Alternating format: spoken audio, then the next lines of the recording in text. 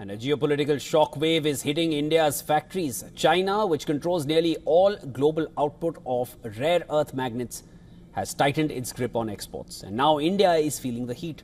Commerce Minister Piyush Goyal says this is a wake-up call for the world as Indian industries scramble to secure their supply chains. Amid global trade tensions on China's rare earths restrictions,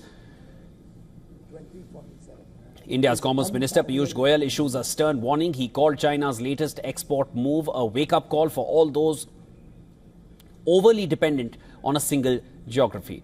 But why does this matter? And that's this, that from EVs and electronics to missiles and satellites, rare earth magnets are critical to India's fast-growing sectors.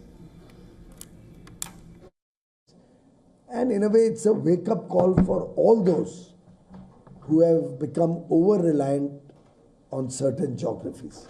It's a wake-up call for the whole world that you need trusted partners in your supply chain.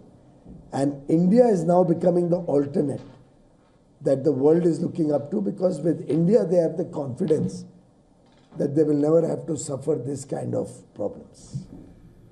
From electronics to defense technology, several sectors are feeling the pinch of China's restrictions.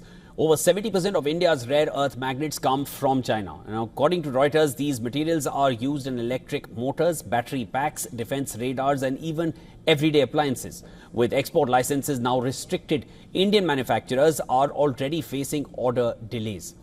Meanwhile, several Indian firms have submitted applications to the Chinese government, whereas India's embassy in Beijing is pushing for fast-track approvals.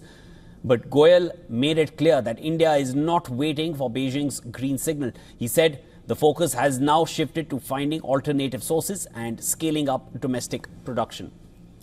China produces 9 out of every 10 magnets used worldwide.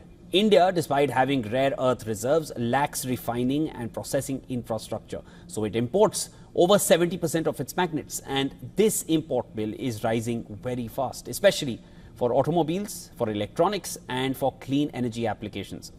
Now, this crisis is driving a strategic reset.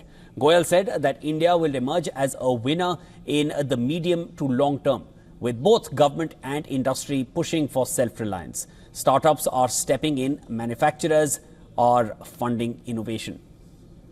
And the government is considering expanding its production-linked incentive scheme to include rare earths processing as well, magnet recycling and material R&D.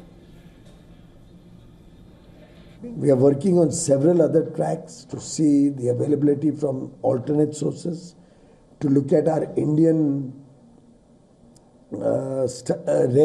Indian Rare Earths Limited, providing the necessary materials to be able to speed up the development of our own product.